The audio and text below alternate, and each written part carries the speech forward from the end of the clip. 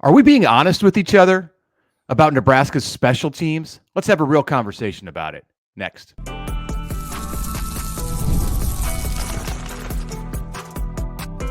You are Locked On Nebraska, your daily Nebraska Cornhuskers podcast, part of the Locked On Podcast Network, your team every day.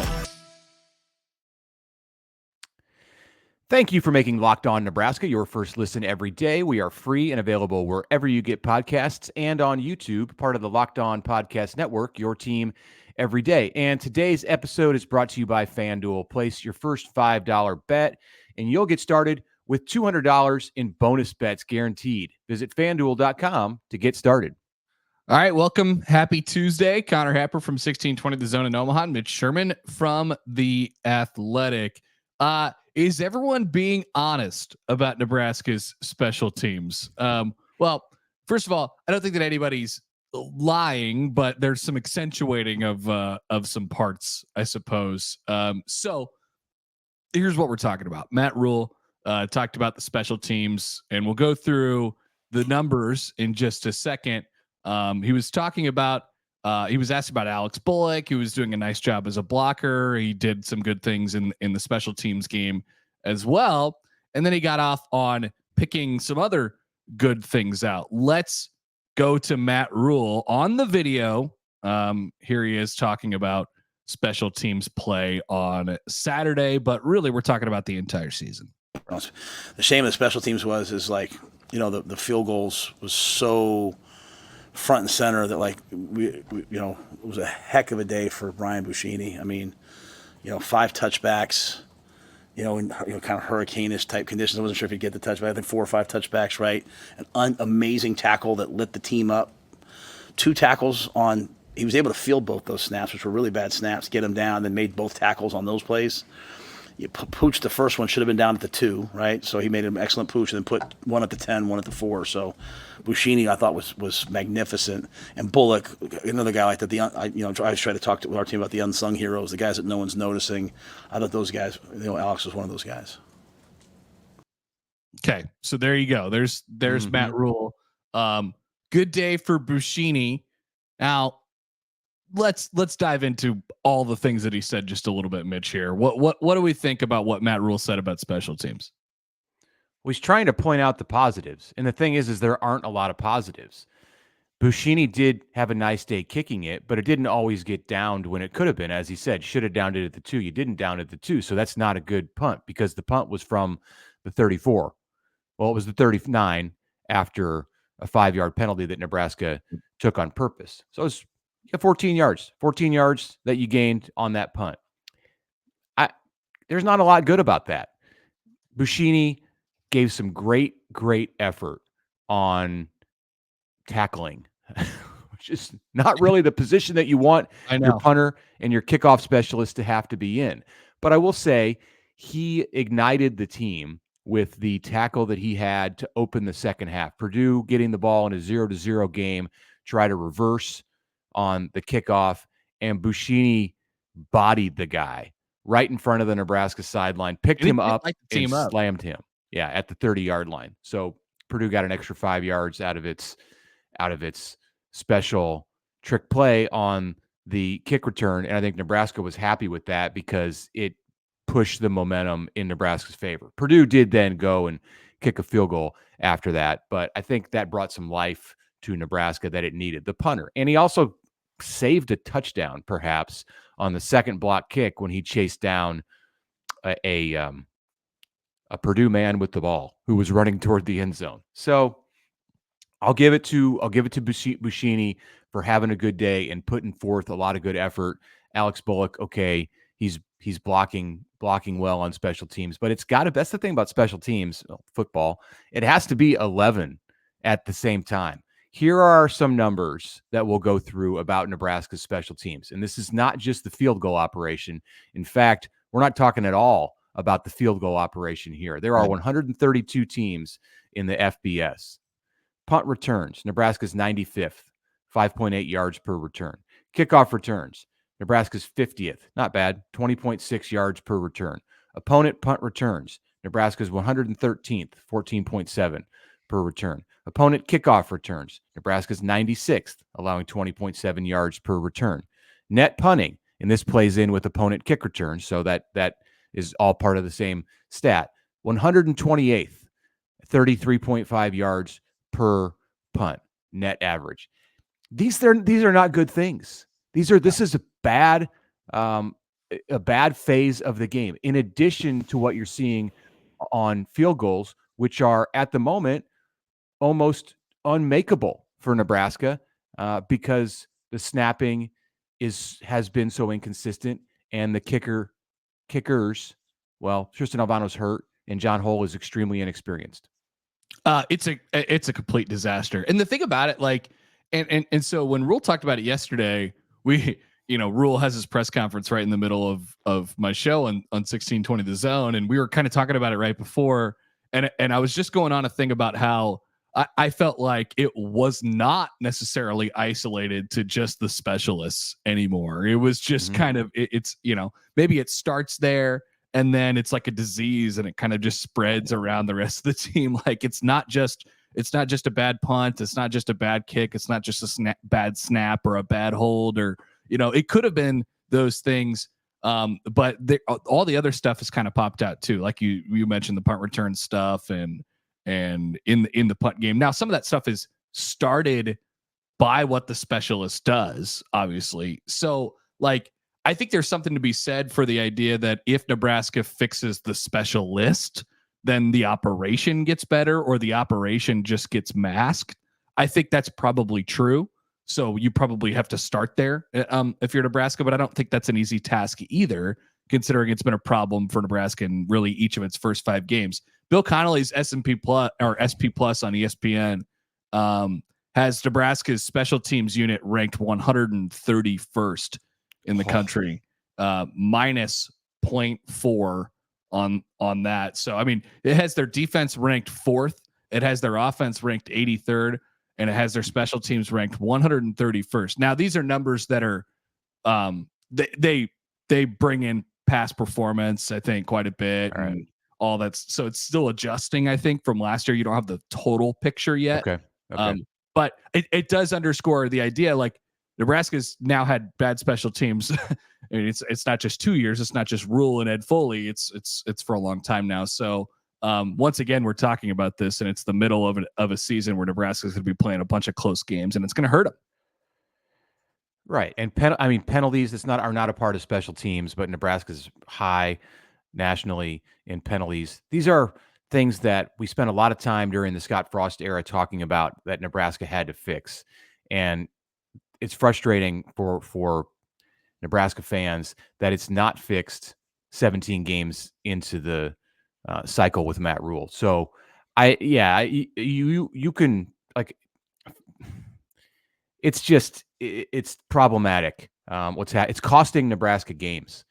And I think it happened a couple times last year where if Nebraska had average to slightly above average special teams, it would have won and otherwise lost. And the Illinois game arguably fell into that category too. I recognize that there were other things that were going on, but this was an overtime game that went very badly on special teams, or badly in a few moments on special teams. And just an average to above average performance gets you a W. So it has to get addressed. It has to get fixed. I don't know if you start with the specialists. I think you start everywhere. I think you have to look at everything. Why are the returns and the coverage areas having issues? It's not because the snapper is struggling, or because the place kicker is inexperienced. It's last thing here on special teams. Like I do feel like it. Well, I mean, first of all, it definitely starts with the special teams. But it's a thing from an operations standpoint that just is kind of everywhere at this point. Like I said before, it's a bit of a disease at this point. So where do you go? Do they have fixes? And that's sort of the question that you're monitoring going forward. And I don't know the answer to that question. I'm not sure. Do they have the fixes for these things on hand, or does it just get better by going week after week after week? So that's something that we'll find out going forward. We'll take a quick break here. Putting Band-Aids on things, that's maybe what the Nebraska needs to do with special teams. That's what the Big Ten Conference did yesterday with its officiating procedures. We'll discuss more on that coming up.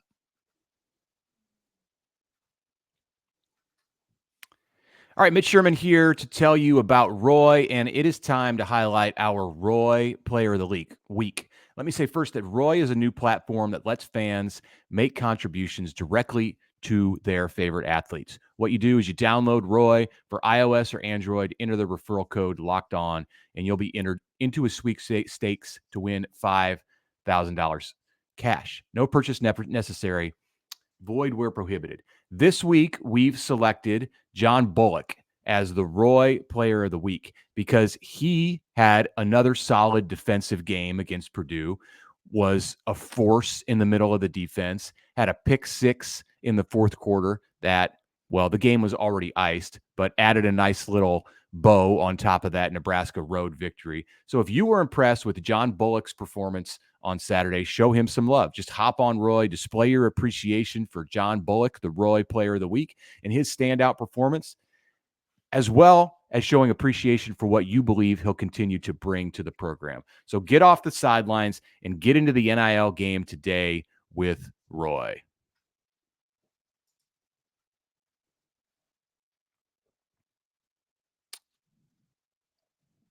Okay, welcome back to the Locked On Nebraska podcast. I'm Mitch Sherman from The Athletic. Connor Happer of 1620 The Zone is here with me. Connor, it's a big Tuesday in our world. You're wearing the Royals shirt. Is that a jersey? What do you got on there? It's like I try to dress like some of the players sometimes just so I could feel like you look like you look like you're a player today, right now. I can see it.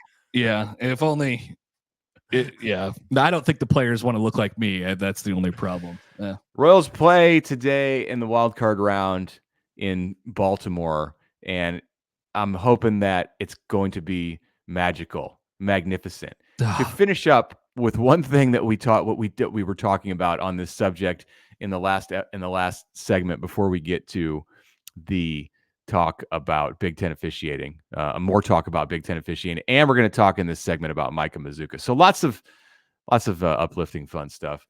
So speaking of magnificent, one of the things that Matt Rhule said about Brian Buschini is that he was magnificent. You heard it in that clip. You also heard Matt Rhule say that Nebraska played that game Saturday in hurricane-ish type conditions. So I think we're noticing something here. Last Thursday, before Nebraska went to Purdue, and he was, of course, again, addressing the special teams thing. He said that John Hull had a big leg. After the Purdue game, in an interview on the field with Peacock, Rhule used the word really 7 times in a row, talking about the tough calls that Nebraska had to overcome in the first half. So I don't know.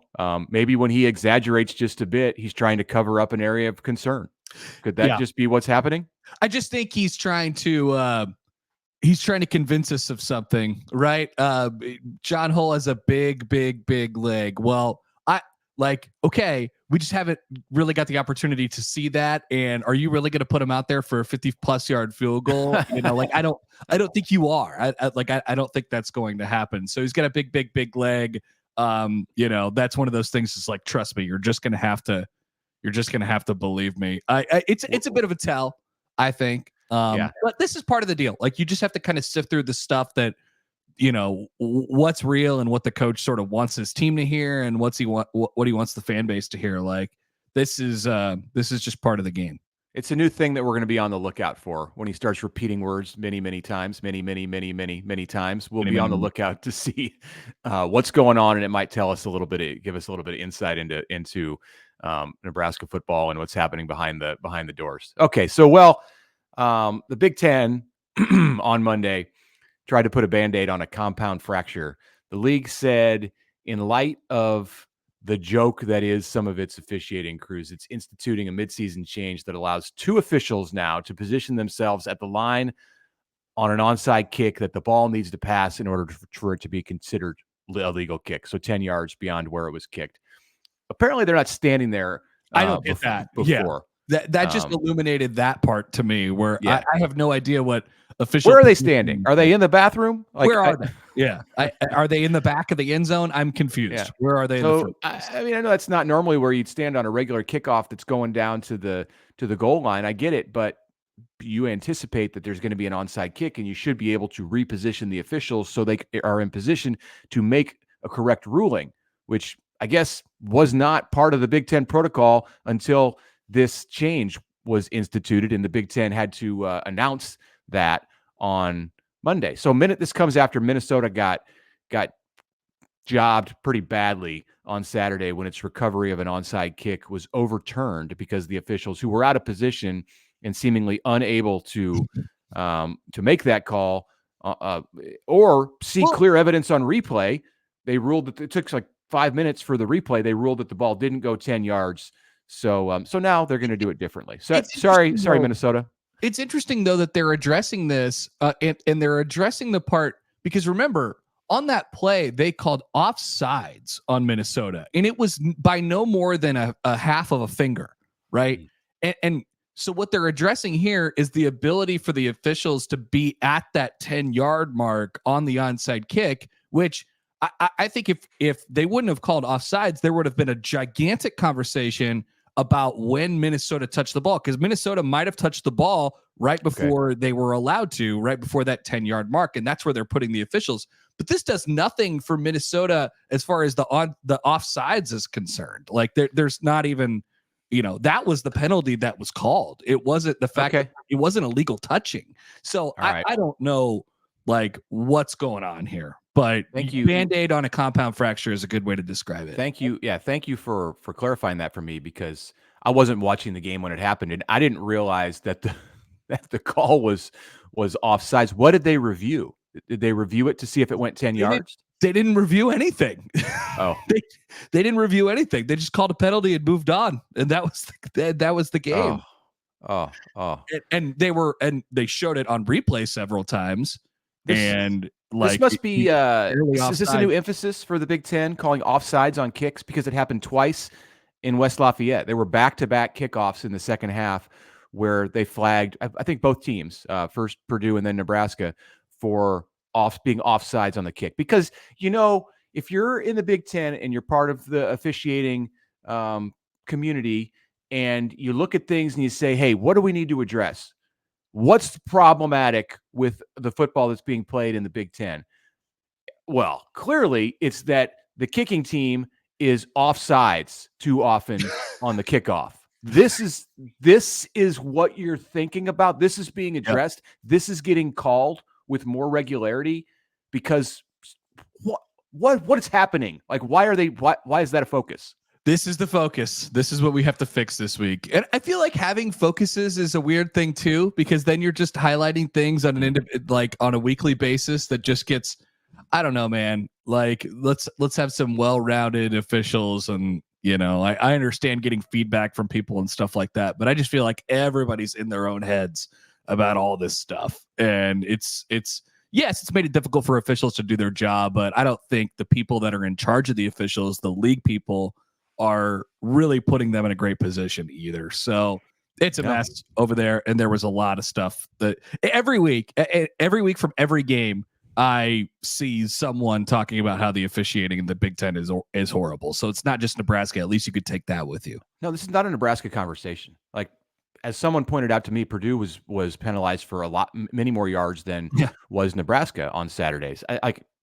Now, a lot of that was on 6 pass interference calls. 90 yards came on 6 pass interference calls, and the officials pretty much got those right. I think they got those right. But Purdue was I'm sure has some arguments too about some of the things that were called outside of those DPI calls. I feel like I'll finish it with this conversation, and then we'll get to Mazuka. I feel like the Big Ten wants people. The Big Ten's response, like sitting in their castle, is like, all right, you people are all too emotional. You're all overreacting. You're all just fans who have other interests beyond the integrity of the game. Everyone's doing a fine job. Just move on. Don't make too big of a deal out of this. Like, let's just get to Monday and then to Tuesday, and everything is okay. We're not going to overreact. We're just gonna everything's gonna be all right. And that's That's so condescending. Like this, no, that's not. This isn't just normal. Let's move ahead and just take things like this is regular football. Like it is especially bad, and it's costing teams opportunities to win. It cost Minnesota an opportunity to win, to be able to take the ball down 3 points toward the end of the game and win it with a touchdown or send the game to overtime. Like, don't make the officials front and center. Let the players decide the games. This is maybe this is for Minnesota, just the trade-off for last year's Cooper DeJean fair catch that they ended up on the they got that one too. Actually, no, that benefited them. Yeah. So never mind. They're 2-0 in the or no, they're 1-1. This is the payback. All right, now I'm very confused. Let's just this was the makeup call for Iowa, but it was actually awarded to against Minnesota to Michigan. There you go. Stupid. Okay, another subject that came up on Monday at Matt Rhule's press conference was Micah Mazzccua. Matt Rhule has been talking about Micah Mazzccua, the starter at the beginning of the season at right guard for about 3 weeks now, before the Northern Iowa game after Colorado, and Mazzccua had started twice and seemingly done well. He was not going to play, and he didn't play against Northern Iowa. Actually, that wasn't discussed until after the Northern Iowa game when he wasn't there. Then before the Illinois game, he wasn't going to play. As the week went on, well, he was in fact available, but not to start. Henry Lutovsky is starting at right guard. Then Mazzccua seemed to be making progress as the Huskers prepared to go to Purdue, but he wasn't on the trip. And it comes out on Monday that Mazzccua was suspended for the Purdue game, and he will be back this week in the mix against Rutgers, not as a starter, because Matt Rhule said, you guys talk a lot about him, but he's a backup player for us. So I don't know. I guess we can't talk about him because he's a backup. He's also an NFL prospect who I think is Totally. Nebraska's best offensive lineman when things are kicking, when things are going well for him. It's always noteworthy if a guy who at least was once a starter, or it doesn't even matter his status as far as his depth chart position, like, is he on the team or is he not? Like I think that's ultimately the question that people are wondering about it. Like, does it matter that much in the grand scheme of things? Probably not. I think that's what Rhule's trying to get across here. But ultimately, like, he's a good player, or he's shown flashes of being a good player, and people want to know what his status is on the team. Like, I think that's pretty reasonable. This is the trade-off that you get, and I understand that Matt Rhule, he seemed to be a little bit frustrated that there was focus on Micah Mazzccua when he wants to talk about the things that are happening, the good things that are happening, and that's kind of the pattern. This is what we talked about a few minutes ago with special teams. Like, Rhule wants to talk about the good things that he sees on special teams, like Brian Buschini's playing his butt off on special teams. Like, yeah, the net punting's not good, but it's not because of a lack of effort from Brian Buschini. He's out there like inspiring his teammates, and Alex Bullock is making great blocks. Well, on the offensive side, let's talk about Ja'Cory Barney. Let's talk about Dylan Raiola. Let's talk about Emmett Johnson. Like, there's plenty of good things that are happening. Like, why is there, I wouldn't say focus, but like, why are we continuing to bring up Micah Mazzccua, who's just a backup and he was suspended last week? Well, this is the trade-off that you get with Nebraska football. Like, the program benefits so much from this intense passion for the sport in the state of Nebraska, and you have 400 consecutive sellouts. You have tremendous amount of resources that come into the program as a result of all of the fans' strong feelings for this place. The trade-off is that when something isn't on track, people want to know. People want to know little things like what's happening with this guy. This is just as close as a comp as I could come up with just on the fly here. And I know it's a different position and whatever, but I don't know. Stick with me. Like, so Bryce Young, the quarterback of the Panthers, he was benched, right? If Bryce Young decided, or if there was question about Bryce Young's status, whether he was available or not, do you think people would care about that? I mean, as a former number one pick, but I think yes. Like, okay, he's a backup player, so how important is it? Maybe not really in the grand scheme of things as far as him playing, but like, people are interested in it because he was a starter, and like, obviously he was the former number one pick. So maybe it's not quite apples to apples, but I'm just saying, like, there's people would care about it whether he's on the 2 deep or not. That's kind of how it works here. Why you got to bring up the Panthers? I don't know. Are you offended? Are you a Panthers guy? Oh, no. Yes. All right. Matt Rhule used to coach the Panthers. Okay. We're going to get off that subject. And when we come back, we're going to talk about something positive that's going on the Nebraska defense. Something very positive that could change the outlook for the Huskers at a position group as we move toward the second half of the season. That's next. All right, it's Tapper here for the FanDuel Sportsbook. NFL fans, you can start the season with a big return on FanDuel, America's #1 sportsbook. So when you get a hunch in the middle of the game, you can check out the latest stats, view live play-by-play, and so much more. Right on that same page where you place your bets. Man, that is so convenient. It sounds so convenient. This guy's telling me all about it. Sounds so convenient. Well, it is. Let me tell you from experience, it is indeed. So here's how you get started. You head to FanDuel.com and you're going to get started right away with $200 in bonus bets, guaranteed. And all you have to do is place your first $5 bet. I mean, it sounds too good to be true, but it's not. It's just straight up true. Head to FanDuel.com, get started. That is with FanDuel, America's #1 sportsbook.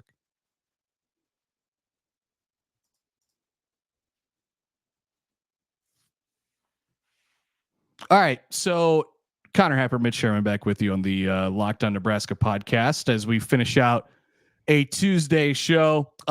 So here's a guy, as Chris Collinsworth would say, here's a guy who Tommy Hill has been banged up over the last couple weeks, working through that plantar fasciitis and working his way back. We'll see how he's able to sort of manage that going forward. But in his place has been a guy named Ceyair Wright, the transfer from USC who got here during the summer. Ceyair Wright, who played LeBron James' son in Space Jam 2. Ceyair Wright, the actor. He's done a magnificent job, I'd say, filling in for Tommy Hill, or at least a very, very admirable job of filling in for Tommy Hill. Made some plays on the defensive side and locked it down to the point where you feel like, when Tommy Hill comes back, you have added some more depth that you did not expect there. Here is Matt Rhule yesterday on the play of Ceyair Wright, the actor. To be everything else, right? Ceyair's a football guy. He's played a ton of football at a high level at USC. The moment's not too big for him. He likes to compete. He had to learn kind of our way of doing things, our way of practice and all that, but he's a really, really good person. And so when you do correct him on something like, hey, here's what we expect, he does it. And then, I think John Butler's done a really good job. He's a football player, Mitch. He's a football player. He is LeBron James' son. So I hope that we get the opportunity today on Tuesday to chat with Ceyair Wright. Nebraska players will be available to the media. Tony White, defensive coordinator, Marcus Satterfield, offensive coordinator, doing their weekly interviews, because we just kind of need to clear the air with Ceyair Wright and have that conversation about his acting. Be great. And then we can move on and talk about his fantastic football play the last couple of weeks. He's been, I think, Nebraska's best defensive back, certainly its best corner in these first 2 Big Ten games since Tommy Hill has been out. And what I think that if Tommy Hill recovers, and it's a pain threshold thing with the foot injury, and I don't know if you ever recover until you've had quite a bit of rest. So the bye week should be really good for Tommy Hill. We'll see what they choose to do with him against Rutgers. They may say, hey, you've missed a game plus part of another game, and there's a bye week coming up before Indiana in the second half of the season. Should you just kind of take this week and get healthy by the time Nebraska goes to IU? And if that's the case, then they're going to be going with Ceyair and Marquise Buford this week. We'll see if Tommy can go. But either way, when the second half of the season begins and Nebraska has Ceyair Wright, if Tommy Hill is there and good to go, I mean, to me, those have got to be your 2 guys. And Buford's a huge part of this defense. Like, he's a single-digit guy, and he has experience playing safety, more experience playing safety than he does at corner, where he's played the first half of the season. I think Buford could move inside because of what Ceyair Wright gives you as a cover corner in this league. And you're still going to put him in position to cover wide receivers when there's 3, 4 wide, 5 wide that Nebraska faces against the likes of USC and and Ohio State, like UCLA, they're gonna need guys who can cover. So Buford's a huge part of it, but it gives you more flexibility in the secondary. And Ceyair Wright's at the center of that. He's a key there. Oh yeah, he's been really good, like surprisingly really good. Just in the flashes that we've seen him, if not, against Purdue, it was, basically a whole game. He kind of left and he was, grabbing his knee at one point, kind of banged up, came back into the game, went back in, went back out, a little bit of that. So I think we're probably getting to that point of the season anyway. By the way, before we end the show, on Ceyair Wright, Mitch, did you ever see Space Jam 2? Because I did not. No. Okay. No. Should I watch it this morning just in anticipation of talking to him? Yeah, maybe it's just prep that we need to do. I tried to look up clips one time when he committed, and it left me wondering a little bit. So maybe we all need to watch Space Jam 2 together. Space Jam watch party. For sure. Like if he gets a pick six, it's happening. Put it on the screen at sports bars around the state of Nebraska. So you're going to be on the air during your show, as you always are on Tuesdays when these media availabilities happen. So you won't be able to participate, sadly. Like how should the subject be broached with Ceyair Wright? Should it just like come right out of the gates? I mean, do you introduce it and talk about football and kind of like have some chit chat and then go, hey, do you know LeBron James? Or like, you got any movies? You got any movies you got any movies cooking? Like, how do we? Funny. That's funny. Soft landing football. That would be funny if you wanted to go with a little bit of a harder landing. Is like, you got anything in the hopper? Anything any projects you're working on right now? Projects. What are we cooking up? Like, is your acting career over, or are we still going, or what's going on? I think that'd be a good way to get into it. I don't know. I want to talk to him about it though.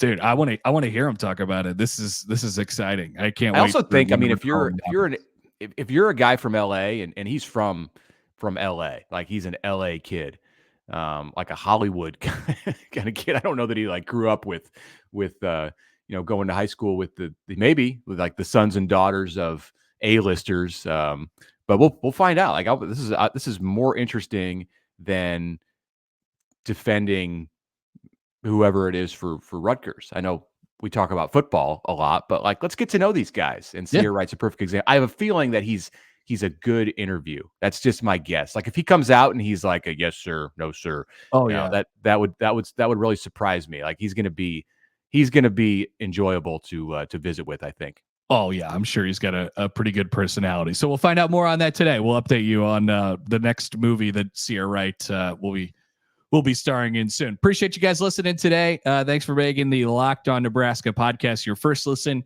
Now go check out the Locked On College Football podcast. You can find the link to that podcast right in the description of this one. That is all part of the Locked On Podcast Network, your team every day.